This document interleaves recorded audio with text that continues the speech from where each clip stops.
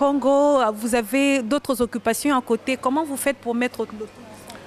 Ah ben c'est ça ce qu'on appelle multitask person ici en Angleterre. Donc c'était une grâce de la part du Seigneur. J'ai jonglé. Vous avez oublié la famille. Il y a la famille, il y a l'église, il y a les études, il y a Prayer for Peace in Congo. Et il y a aussi les affaires que nous sommes en train de faire. Donc ça n'a pas été facile, ça n'a pas été facile. Bon, c'est un exemple que nous pouvons aussi donner aussi à certaines d'autres personnes, leur montrer qu'ils peuvent faire beaucoup de choses à la fois et réussir partout. Donc on a essayé cela, on a vu que ça marchait, donc c'est un modèle qu'on peut utiliser. Qu'est-ce que vous direz à d'autres personnes? Parce qu'on dit que plus il y a des mains fortes, plus le travail avance. En fait, je veux dire, dans le domaine de la paix, plus il y a des mains, plus il y aura de la paix. Qu'est-ce que vous direz à d'autres personnes qui envisageraient peut-être de faire la même chose que vous? Ouais. D'abord, il faut le savoir, il y a beaucoup de gens qui sont en train de militer pour la paix et la réconciliation au Congo dans plusieurs domaines, et ici en Angleterre, aux États-Unis, en Belgique, en France. Donc nous invitons ceux qui veulent se joindre à nous, d'abord prier. Vous pouvez être catholique, vous pouvez être protestant, vous pouvez être kimbanguiste, peu importe votre dénomination. Cela ne dit pas que vous ne pouvez pas prier. Donc les gens peuvent prier. Et ceux qui veulent se joindre à nous aussi, nous sommes bras ouverts, nous pouvons nous joindre à eux. Et ils peuvent aussi se joindre à nous, nous pouvons tous travailler ensemble. Et il y a d'autres aussi qui travaillent déjà eux-mêmes et nous les encourageons. C'est pas facile de travailler pour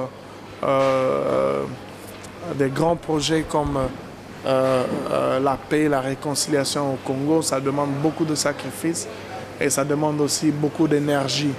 Donc nous les encourageons aussi. Et je crois une chose, que Dieu nous bénira à son temps favorable. Et justement, un mot par rapport aux gens qui ont justement besoin de cette paix pour laquelle vous militez. Je connais quelqu'un qui dit « It's not over until God says it is over ». Donc ce n'est pas encore fini lorsque Dieu dit que c'est fini. Donc moi je les encourage et je crois que les souffrances de ce peuple est arrivé à la fin. Et il n'y a pas de soulèvement, mais il n'y a pas de conscientisation, je veux dire par là, au niveau de la diaspora congolaise dans le 5-6 ans qui vient de passer, comme il n'y a jamais eu partout au monde avant cette époque. Et je crois que cela est un bon signe et nous encourageons cela, les gens à cette conscientisation. Et moi, je m'aurais aussi interpellé les Congolais partout où ils sont, Angleterre, Australie, Afrique du Sud, Angola, Cameroun, Nigeria. La première des choses, j'aimerais qu'ils se forment. Nous avons un grand chantier chez nos pays. Nous avons... Quantième? Nous avons un grand chantier. Nous avons un grand chantier, ma sœur. Nous avons beaucoup de travail à faire. Et on a besoin d'investissements au Congo. On a besoin de compagnies d'aviation. D'ailleurs, je ne sais pas, nous avons combien de millionnaires au Congo? Je n'en connais pas beaucoup. Par rapport aux Nigériens, ils ont beaucoup de millionnaires. Donc nous avons un grand travail. Nous avons besoin d'avoir nos millionnaires à nous. Parce que si on avait beaucoup de millionnaires, Prayer for Peace in Congo serait premièrement supporté par les millionnaires congolais. Donc c'est ce que nous voulons faire voir aux gens, que nous sommes capables de nous aider nous-mêmes. Alors c'est un appel à tout le monde.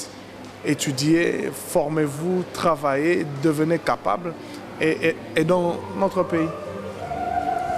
Merci beaucoup, pasteur. Merci beaucoup, ma sœur. Que le Seigneur vous bénisse. Merci. I thought that it was a challenging and interesting event. I thought that I learned a lot today.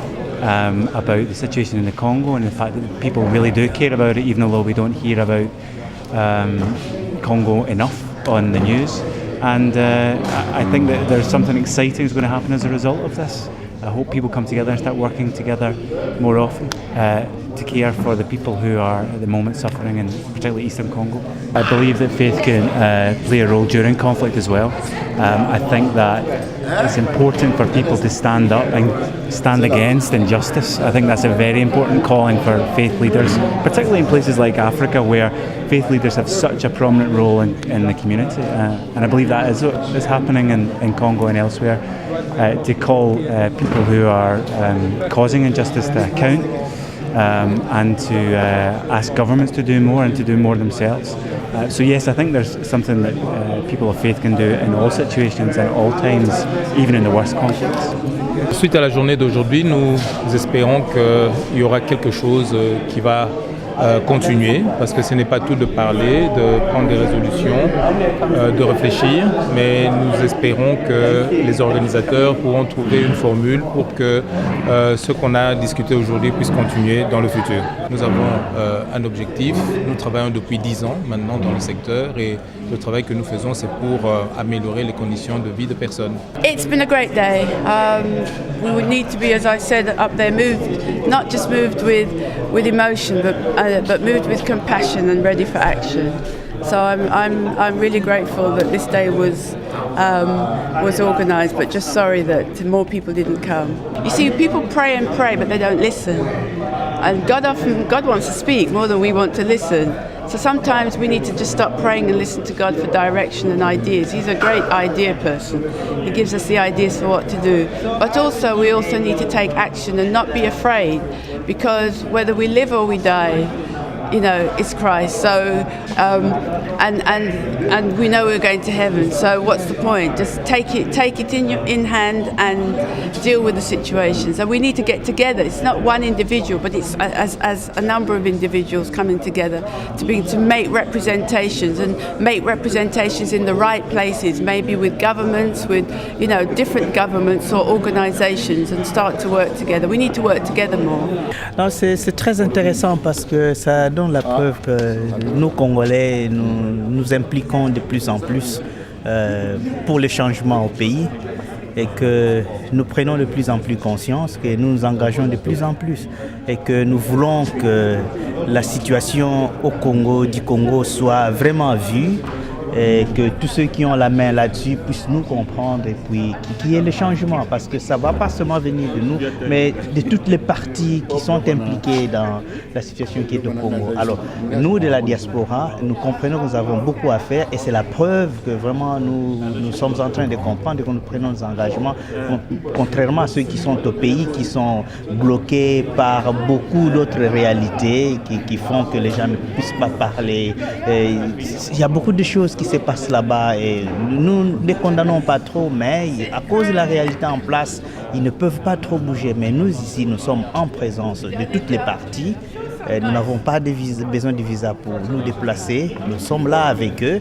Donc nous faisons vraiment fonction d'ambassadeur du Congo pour que la situation du Congo soit entendue de tous. Et pour, enfin, comme disent les Anglais, to raise awareness of the situation and press for change. Je pense que c'est ça. I'm really pleased that Pastor Jean Bosco and others who were involved with prayer